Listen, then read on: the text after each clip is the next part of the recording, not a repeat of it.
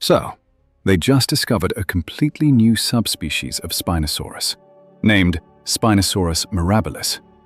It is 17 meters long, and its bone structure basically screams at the scientific community that this monster spent almost its entire life underwater.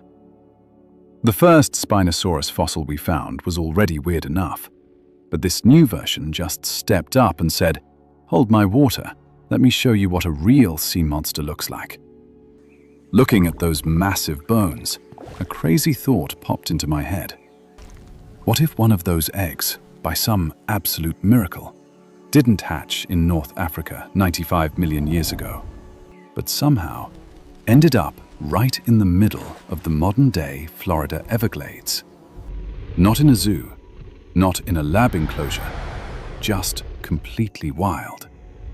Because if you squint a little, the Everglades looks a lot like the Spinosaurus's natural habitat. It's hot, it's wet, and it is absolutely packed with things that want to bite your face off. But here is the core problem. The Everglades is a perfectly balanced ecosystem. It has its own apex predators, a strict food web, and absolute rules of survival. And the tiny creature about to break out of that shell is about to shred every single one of those rules. We are simulating the story of what happens if you drop a Spinosaurus into the Florida Everglades. Spoiler alert, it does not go well for anyone involved. You don't just hatch from a normal egg. You hatch right in the eye of a Category 4 hurricane. It's August, the absolute peak of storm season in South Florida. Your egg, buried under the mud on a small marsh island, begins to crack. Your very first experience of the outside world is 90-mile-per-hour winds and rain so heavy it feels like the ocean is falling on your head. When you finally push through the membrane, your first breath is half water. For any normal newborn, this is an immediate death sentence.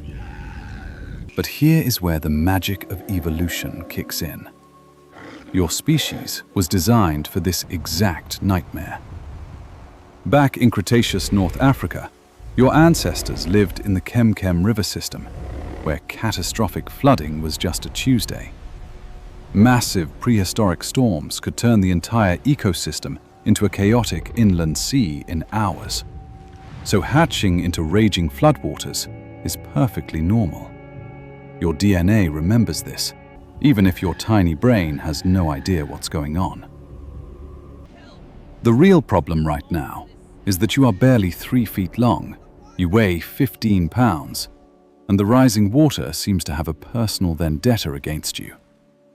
Your instincts scream at you to get into the water because you are an aquatic survival machine. But right now, everything is water, and the current is moving incredibly fast. You get swept into an overflowing marsh channel.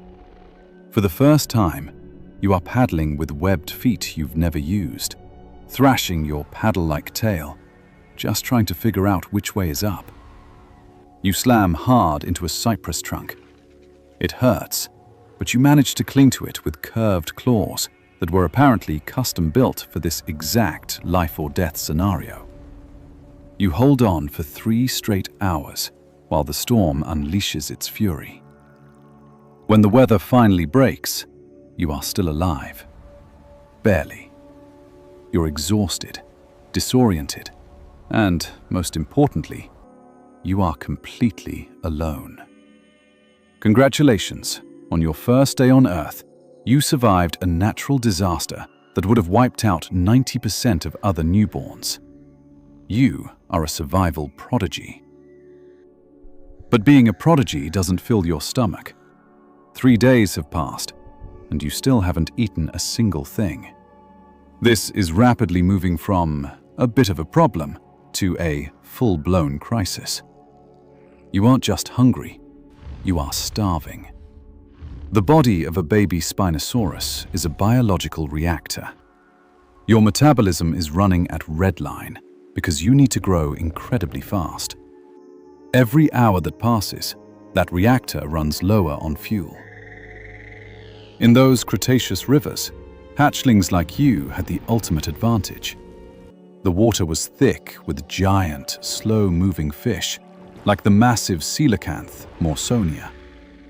Catching one was basically guaranteed. But here in the Everglades, the fish are small, darting, and incredibly fast. You try to lunge at a largemouth bass, miss entirely, and faceplant right into the mud. A humiliating experience, even if nobody is watching. You switch targets to a gar with its needle-like teeth, but it takes off like a torpedo, leaving you looking clueless. You find a turtle, take a bite, but it just tucks into its shell, and your current bite force is way too weak to crack its armor. The harsh truth is, your long, gharial-like snout evolved to trap large, clumsy fish, not to chase down the agile speedsters of the 21st century.